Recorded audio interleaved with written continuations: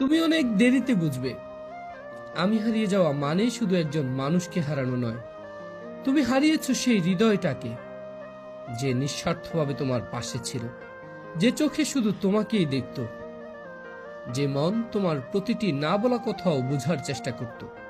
একদিন হঠাৎ খুব মনে পড়বে আমাদের সেই সব দিন যখন আমি ছিলাম। তখন হয়তো তোমার বুকের ভিতর এক অদ্ভুত শূন্যতা বাজবে, কিন্তু আমি তখন থাকবো না। আমি চলে যাওয়ার পর তুমি টের পাবে এই স্বার্থপর দুনিয়ায় নিখুঁত ভালোবাসা আসলে কতটা দুর্লভ। ভালোবাসার অভাবে, অনুভবের দারিদ্র্যে তুমি ধীরে ধীরে পুড়ে যাবে।